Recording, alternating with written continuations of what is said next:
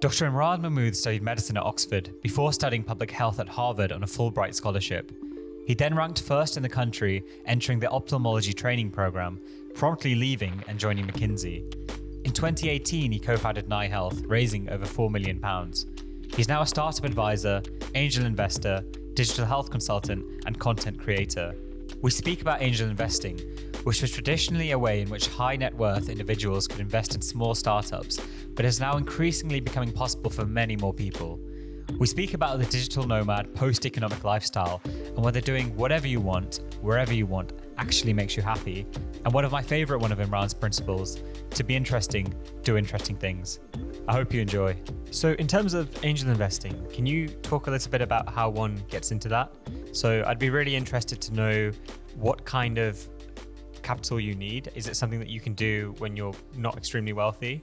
And also just the motivations behind it. I mean, clearly there is some expectation to make returns and maybe do really well off it. But I've also seen that some people talk about there just being a massive networking advantage in doing it and just putting small checks into lots of different companies, and those almost being like your feelers into the world of business. Awesome. Okay, so you're absolutely right. Let me break this down into those three buckets. There's capital, motivations, and networking. On the capital side, the good news is that a few things have changed in the last few years. When I was first raising for my startup in 2018, the dogma was that having a big and fragmented cap table of lots of different investors was considered to be disadvantageous for a variety of reasons. First of all, you need to get them all to sign paperwork, say if you need to issue new shares or you need them to give you investor consents. Just having a long tail of people with a very small amount of skin in the game was considered to be a bit messy, a bit of a disadvantage in terms of executing legal documents, and also possibly a sign that you couldn't raise from an established fund. Now the pendulum has kind of swung the other way, where now you have startups raising party rounds, and you have startups that have set themselves up specifically to solve this problem of enabling lots of angel investors or individual investors to come into an investment round on one line on the cap table. So using special purpose vehicles as an example. So that has also meant that the minimum amount of investment that an individual needs to make to get into that special purpose vehicle is a lot smaller. So now I think the smallest ticket size you'll see is about £1,000 or $1,000. I've even seen people invest $500. You could argue what's the point in putting $500 in a startup?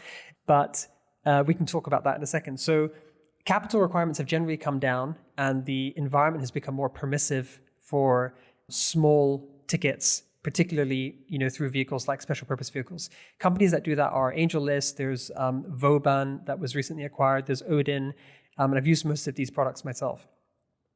In terms of my motivations, I think you sort of touched on it, but principally they're not financial. And by that I mean I'm not creating my retirement plan on some assumption that my angel investments will pay off. Now, for me personally, I feel actually a great sense of purpose when I make angel investments, because when you work with early stage entrepreneurs, it's a bit like setting off on an adventure with someone. There's a lot of risk involved. Maybe you're setting, if you can sort of picture the scene, you're setting across on a journey across the choppy seas, and you have some dream of some upside on the other side of the ocean. It's sort of that sentiment that you're kind of backing these people that are trying to do these slightly crazy things with, very aspirational views of what they can achieve, maybe slightly unrealistic, but they're very talented, very determined. And it's just very exciting to be part of that. It really gives you a sense of mission, a sense of purpose. And oftentimes, especially with the companies I've been working with, they're solving real and meaningful problems. So just as an example, some of them are looking at neglected medical conditions where traditional treatments in even developed healthcare systems are not very good, like for tinnitus. Another example would be companies that are doing things to combat climate change or reduce inequality in the workplace. For example, Code First Girls is training women to be software developers and engineers in technical roles, and has a very high representation of diverse backgrounds. So that sense of purpose, that sense of mission, sort of backing causes, for me is a tremendous part of the motivation. And then also, to come to your third point about networking, that's absolutely true. So as an entrepreneur, as an ex-entrepreneur, well, I'm working on my second business at the moment. It's not a traditional tech startup, but it's a kind of advisory company and media company. As an entrepreneur, you face a lot of challenges. You don't have the same security, you don't have the same brand recognition that people that work at big companies do. But entrepreneurs, like, they know in their heart why they're doing it. They're doing it because they feel alive when they do their work. They feel a sense of purpose. They feel a sense of ownership. They can express their identity through their work, their own personal values, whatever it may be. So by angel investing, you're basically sort of creating bonds and ties between yourself and other people that are sort of aligned with your way of thinking about the world, that are on their own mission, their own journey. And these people generally are like very talented, very high agency people. Like, they're not passive, like, they're not passive people in worker mode. They're like very solution orientated people that are trying to solve big problems. And by building these alliances through investing and backing and supporting these people, it does create a sense of community and a sense of network, both between you as an angel investor and the people that you co-invest with, as you collaborate on projects. If I can give an analogy, each investment that you diligence or you consider is kind of like a piece of work. And when an investment closes, it's a great feeling. But also with the investees, with the founders, and some of the founders I've backed, they already, I know that some of those businesses are facing challenges, as many early stage startups do, but that's kind of besides the point, because, I still want to support them through those challenges. I still want to support them even if they leave those companies and they go on to found something else, because the relationship with them is not something which is specific to the company that they're founding in that instance. And that might sound very counterintuitive if you just think about it as a financial investment. So for me personally, I know like other angel investors will have different motivations. For me, that networking piece and understanding those problems, understanding how they're tackling them, being part of this like engine that's creating jobs for the economy, all of these things for me are like tremendously important. Before I started learning a bit more about this whole tech world, I used to think that, okay, if I've got some money and someone needs some money, they're going to take my money. But it seems like there's a big thing about access and knowing the right people. And it's not just a case of if you have £5,000-10,000 and you're willing to put it into a company, that necessarily that person will accept that money off you. So I just wanted to ask, if you're in a position, or if I'm in a position where I'd want to put, say, £5,000 to £10,000 into different companies that I found interesting, is it that I need some kind of other thing about me, something else I'm bringing? Like, for example, I had my own network that would be helpful for them in their business, or I had my own connections, or I previously had a really good relationship with them. Essentially, like, what else do you need apart from just the raw capital to start angel investing? That's a great question. I think the first question to ask yourself, especially now that we are in an age of relative abundance when it comes to capital availability, is like, why should a founder take my money? And this is kind of a crazy question if you think, like, even just a few years ago, the thought that founders would be like very, very picky about who they take money from. I think in 2018, which was only 4 years ago, that wasn't really the case. Like, I know that there were lots of founders that would take money just because the availability of capital, the perception of it at least the availability in the private markets, my perception is that it was tighter, it was less available. And I don't know exactly what the drivers are of that, but I think obviously we've been in a kind of secular bull market for a number of years. A lot of people, especially those who were liquid and invested during the COVID crisis, saw tremendous gains, many of them. I know a lot of those gains have now been reversed, but there are people that basically were able to, increase their net worth and probably have more capital to deploy now. And all of the startups that have made it easier to invest in the private market. So I think generally, there's a lot of capital available. So that question is critical. Like, why should somebody take my money? There are lots of different reasons for that, but like a simple list might be, first of all, that you can introduce them either to other investors, or you can introduce them to customers, or you have an audience and you can just amplify all of their needs and their brand and their perception amongst potential hires and whatnot. So big picture medicine would be a great example of that, especially for startups in the healthcare space. Your audience are people who may be very, very relevant for some of these companies to get their voice, to get their brand, their story out to. Another reason is that people like to have founders on the cap table, because if you've been through the journey, if you understand like how long it takes to build a company, the fact that it's not a linear path, there's a high rate of failure, etc., then those types of investors are just easier to take on the journey, especially through the twists and turns of a company. And there are certain founders who are very high profile. So, like founders of companies like Monzo or Go Cardless or other household brands, like startups with a very, wide-reaching like brand recognition. Having those founders on the cap table, that sends a signal. And signaling is an important part of fundraising. So I think that's another important reason.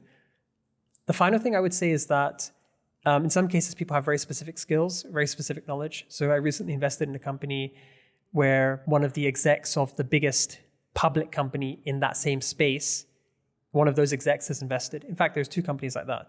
One which I'm in the process of hopefully being able to invest in, where one of the co-founders of Slack has invested, and it's a company that's building for the future of work. And the other is a life sciences technology company where one of the execs from Viva, which is a company that makes technology for pharmaceutical companies and for research, one of their execs or ex-execs is investing. So those types of angels, they send a signal, because if a founder can recruit those people onto the cap table, it tells other investors that, hey, somebody who knows a ton about this industry and this business has actually put their money where their mouth is and backed this company, so you should pay attention.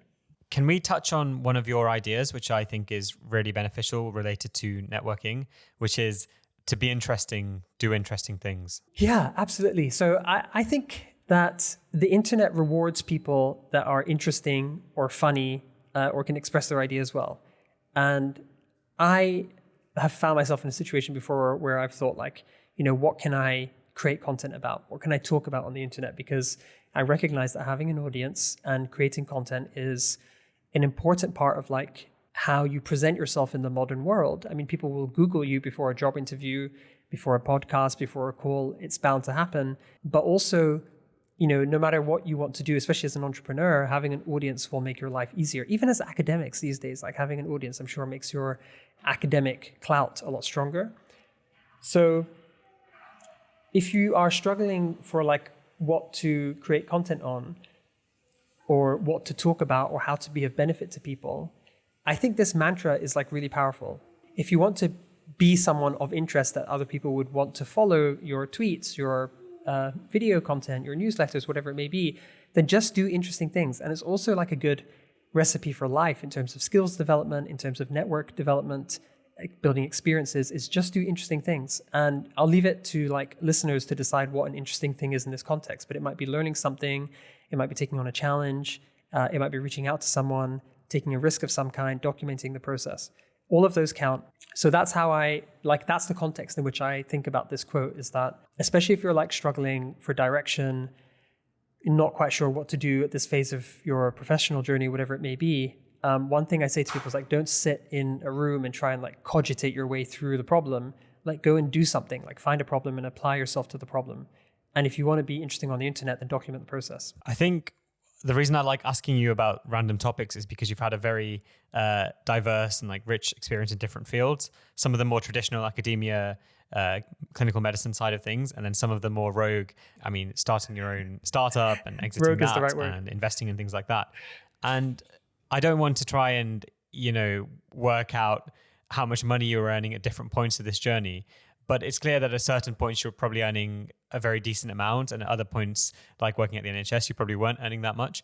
But over to you is, does money make you happy? Can money buy happiness from your experience?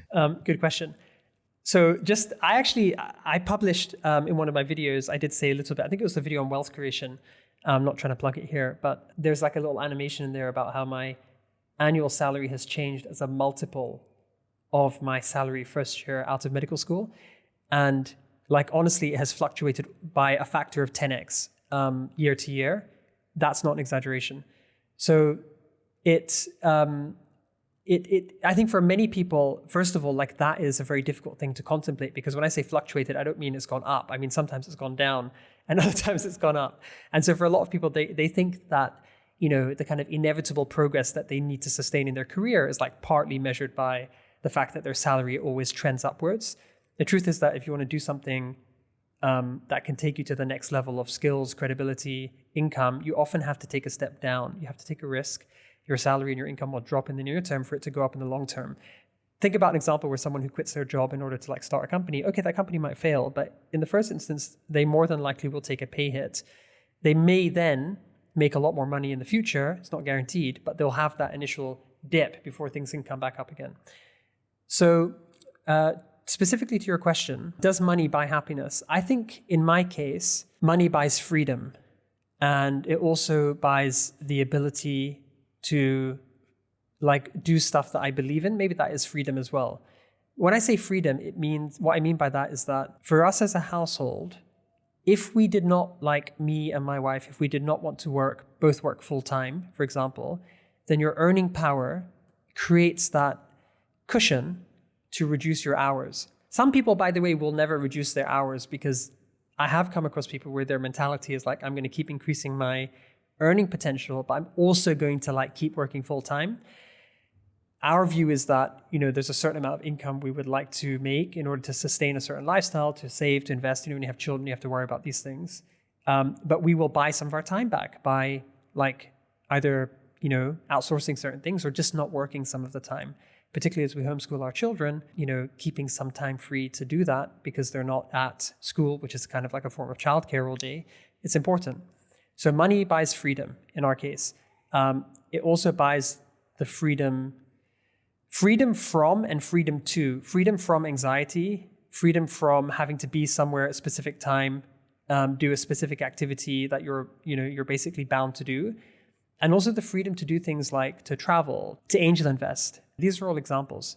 So those things can really contribute to a sense of contentment and happiness. For me, the ultimate form of happiness is to have the freedom to work on things that I really care about.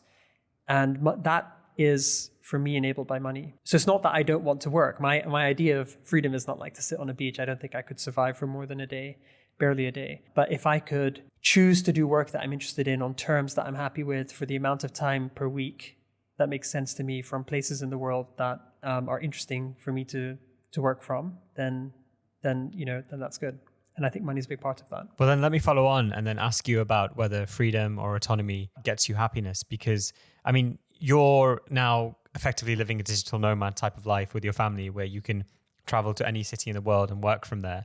But then a thought I've been having is that the more autonomy you get, the more kind of weird and non-traditional you become, the more detached you become from traditional society, right? And maybe some of those mechanisms of living in the same village for 50 years and having that real sense of physical community there, maybe they were created for a reason. So I just wanted to get your take on whether you having more autonomy now, do you think that's increased your happiness? Has it stayed about the same or has it decreased? I think that's a really incisive question, because I am a traditionalist actually when it comes to a lot of these things.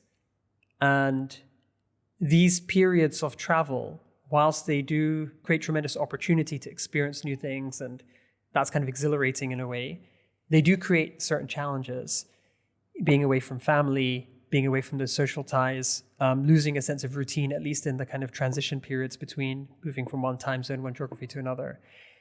I think there's a lot to be said, especially, you feel it a lot when you have young children, but I think a lot of human beings are creatures of habit. And I think familiarity and habit, they're certainly important for my well-being. So in this case, when we're traveling, in most cases when we travel, there's a specific reason for why we're going where we're going.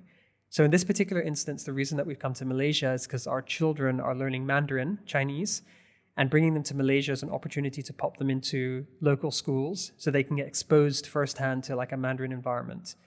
Now, there are some, as you say, some sacrifices that some challenges that we face to make that happen. It is stressful. I'm not just talking about money here, but there are certain stresses that you have to undergo where you unplug yourself from the support network that you have back home. In my mind, the ideal scenario is a balance between the two. Whilst I love routine, down to the level that every day I'll have the same breakfast back home, from the same supermarket, the same products, etc. I love that routine, and not having to worry about that and freeing up that headspace to do the things that I really, want to be challenged by.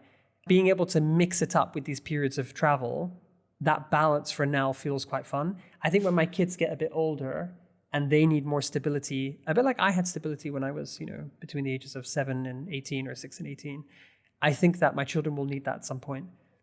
So, yeah, what I'm saying is I actually agree with your point. I do think that there's a lot to be said for routine, familiarity, community. I think there's a reason that those things have evolved in human behavioral patterns for a long period. And when you go against the grain, it does cause negative consequences. So when I was growing up, kids who were homeschooled were considered really weird. It was a really odd thing to do. And that's what you're doing, right? So I just wanted to get your take on how homeschooling has maybe progressed and how you can do it in a way where perhaps you can even give a better education than traditional schooling. What's your take on that? Right. So I agree with you. It was typically for people who were like, had an exclusionist perspective on mainstream society. They were trying to get away from something.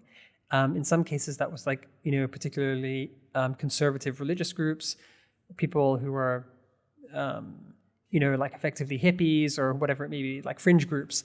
But COVID resulted basically in a kind of forced homeschooling experiment for many parts of the world, at least in the UK.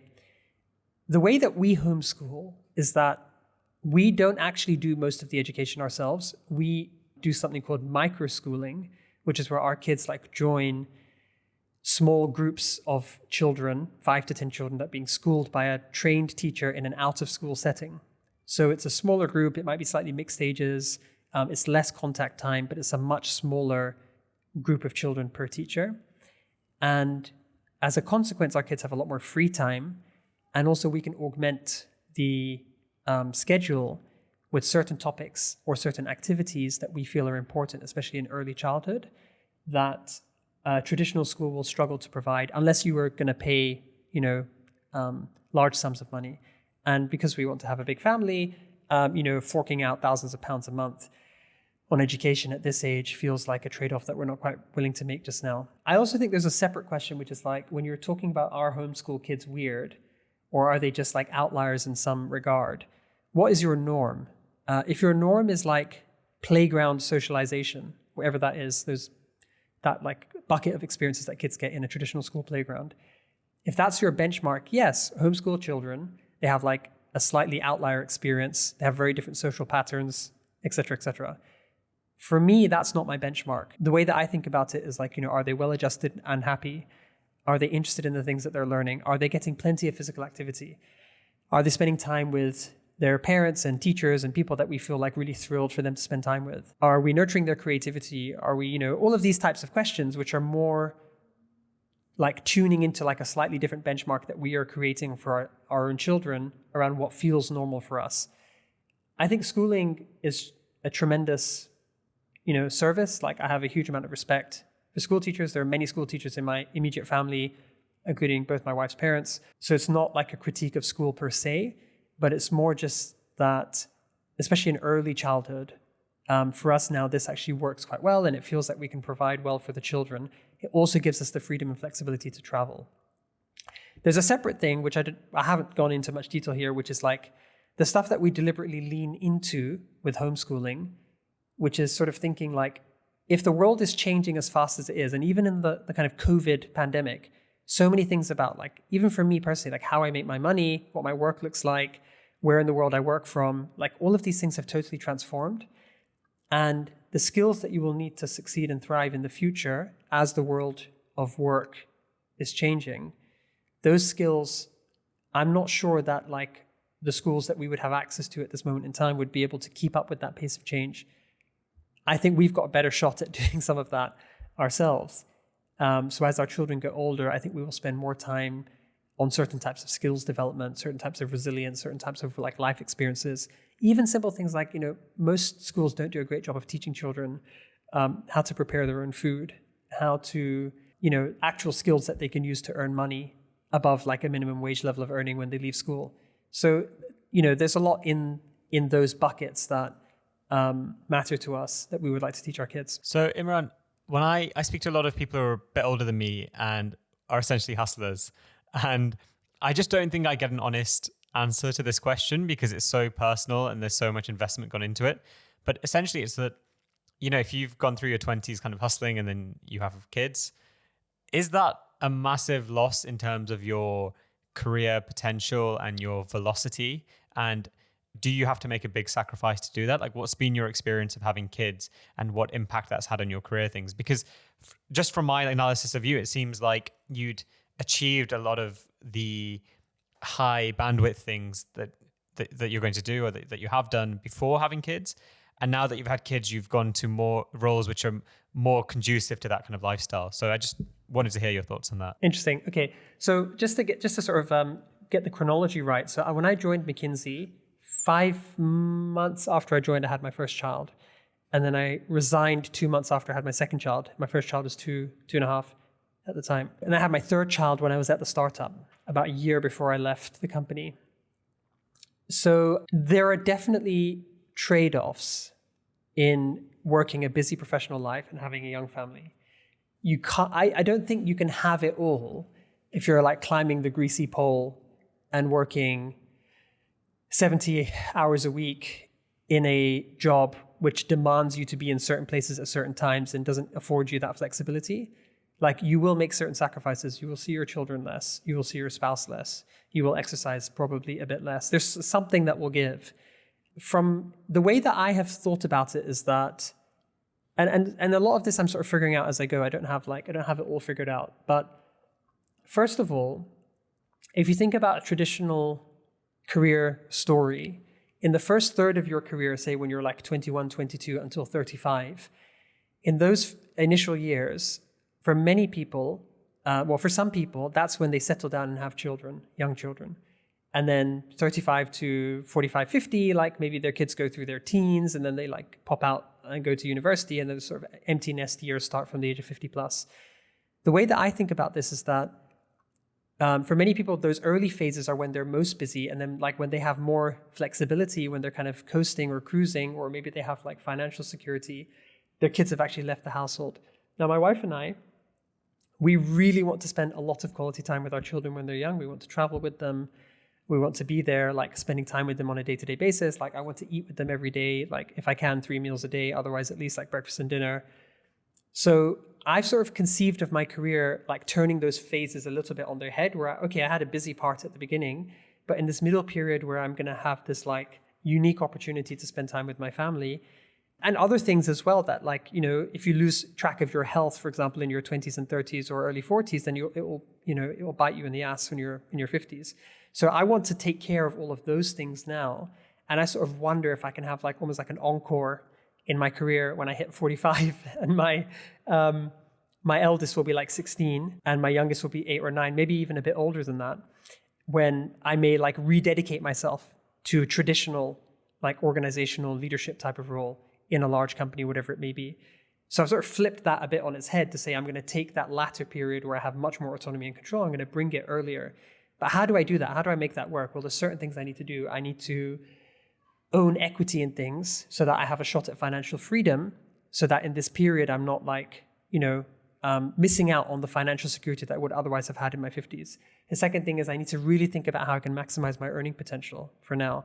And for me, that means developing certain hard skills, certain experiences, and then contracting on my own terms and having flexibility. So there's no point being a contractor if I have to then contract, in Paris 4 days a week or something, because then I've lost the autonomy. On the skills development piece, even this content creation, like I believe that executives of the future in companies that have a hybrid or remote element will need to be good at content creation. They'll need to be able to understand storytelling, written storytelling, video, all of these things. You take an example of somebody like Vas Narasimhan, the CEO of Novartis. Like, he pops up on my LinkedIn feed all the time with his, corporate messages, his like internal messages. And I think if I were an employee of his company, like I would feel that I have this like ongoing conversation with my CEO. I know what's in his mind.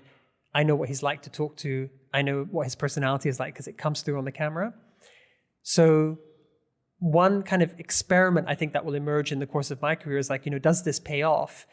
Is like audience building, learning content creation, etc. Will that actually act as a catalyst to my development if I were to go back into a traditional corporate role in, say, 10 years' time, 15 years' time? Especially because I'm like also trying to contract as well to keep my hand in with the day-to-day work and do interesting projects with those companies. If I go in for a full-time role in the future, will I be penalized because I've had this period? Or will I be able to leverage this and the skills and the platform and all of these things to actually act as a unique advantage that I have as a member of the workforce? That's really interesting, because I've spoken to you about this a little bit before, but I keep on noticing that people who, in my mind, have conventionally made it are now going into the content play and they're making their own content. And I've always wondered why, because for me, making content is something I do for fun, but also it's my way of making it. It's like my roots in. So it seems very strange that someone who's already, in my mind, at the end of that journey would start coming back and doing this. So is one of the reasons essentially something to do with it becoming a competitive advantage in 10 or 20 years, even in traditional careers, to have a personal brand, to be known to people, for people to know what you're about, to like you, etc. Is that kind of what the play is? 100%. I think that the CV of the future is not going to be like a document someone prints out and staples. It's going to be all of the stuff that people find on the internet, for better or for worse, unfortunately, because the internet has a long memory. It will be all of those things that people find out when they Google you. It will be your personal website, all of your media assets. It will be the things that you've built that are testament to your ability, for sure. Just on your point about like your motivation. So I do enjoy content creation. I think a lot of people that are have that entrepreneurial impulse, they like putting stuff out in the world. You know, the classic like startup mantra of like ship something, ship it. When you release this podcast, you are shipping a digital product, right? And you can monetize it in different ways, as we talked about earlier, but it's basically a digital product that you're shipping, and you're a, direct to consumer business in a sense, because you have these consumers and you're searching for product market fit, which is a sign that, probably that your repeat listeners as a ratio of all of your listeners is high. And when somebody listens to a podcast, they stay till the end. So those are your consumer product metrics. 100% agree with you. And I certainly have that creative impulse. I do enjoy it. I have to get a bit more serious about it now, because I've made quite a lot of videos in a very like random walk type of fashion, where I've made leaving medicine videos, like management consulting, like a total of 6 or 7 different topics. So I'm now trying to be more disciplined about it. But there's also a skills development element, right? So the workflow that you have to put in to get this podcast to happen at the right time with somebody who's, maybe potentially a lot busier than I am, that is a certain skill. That's like a certain systems thinking. It's communication, process management, editing something to perfection. All of these are like professional skills that you're learning as well. And I feel the same way. I feel when I produce content, when I script it, when I shoot it, audio, video, when I edit it, etc. Like that's a skill set.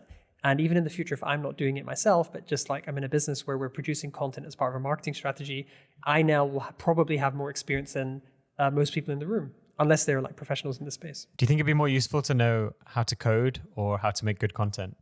And you have to pick a side. In relative terms?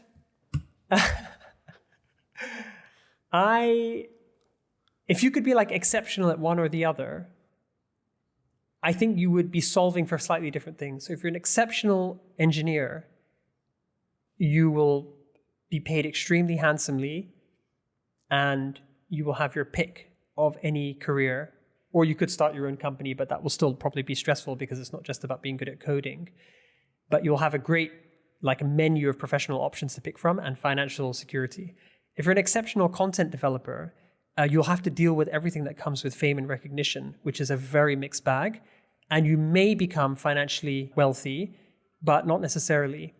And you may also be like tied to your work, because a lot of content creators can't exit and sell their brand, because their brand is them. So it's difficult to sell. So pros and cons. I think if I had to choose right now, what would I do? I actually enjoy content creation. I would enjoy software development as well if I was like a maestro of it, but because I have to choose, I'll pick content. I asked Molly Gilmartin from Albion VC this question a few weeks ago, and it was essentially around managing your own ego as you progress in your own career. And I think one of the things I'm coming across now is that I've started off very much as the student and being very curious and playing that role. But I'm finding now more and more that I'm feeling like a transition to a more authority figure, or someone who should know what they're doing, essentially. And I just wanted to ask you if you had any thoughts on how you can perhaps manage both, or whether you do need to transition eventually from playing that curious student role to being the authority figure, and how you manage all of these things like your own ego, your status, projecting a certain image across as you become more and more senior. Like, do you have any thoughts around that? I believe that you should always be 100% honest with yourself and the people around you about your actual competency and understanding of a situation. Even if you're asked to lead a situation and you don't know what you're doing, being honest and open about that doesn't have to make you seem like you are a weak leader.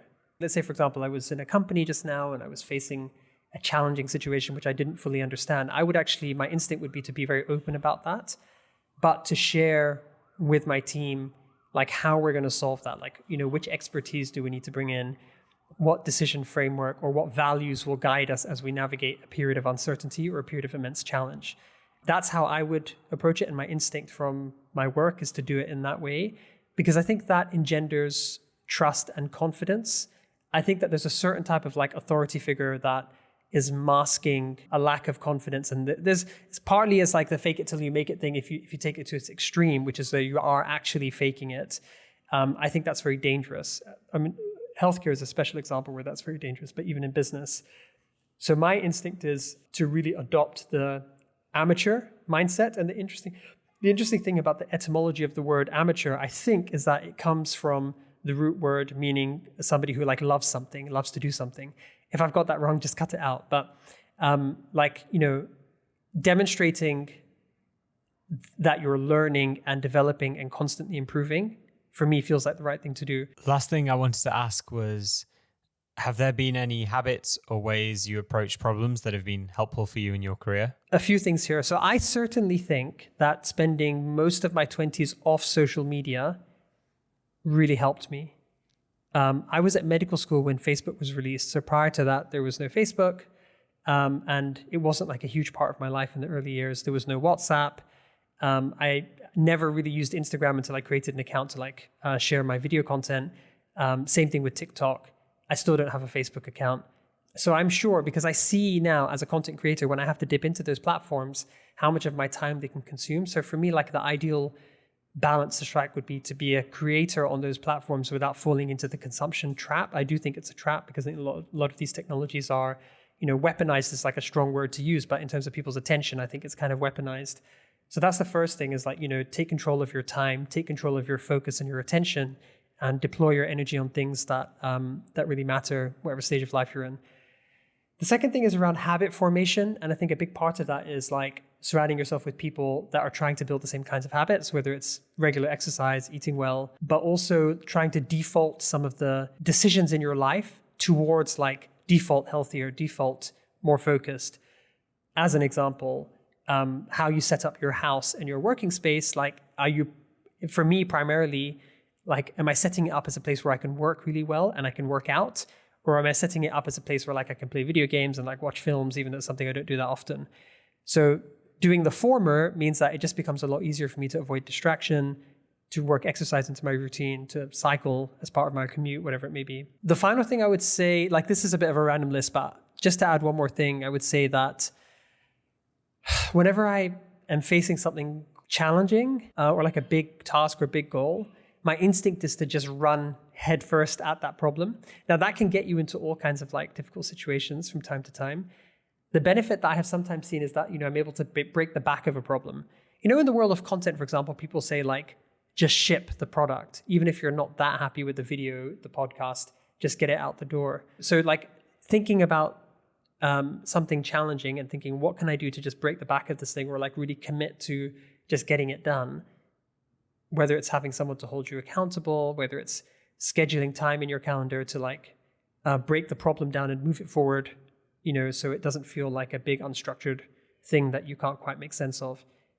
That is something that I think I subconsciously do it, but it has been mentioned to me several times that, that's something that I do. So I think that's probably one worth mentioning. I hope you enjoyed that episode. You can find all my links by going to bigpicturemedicine.co.uk. And if you've been enjoying the podcast, then please consider leaving a review.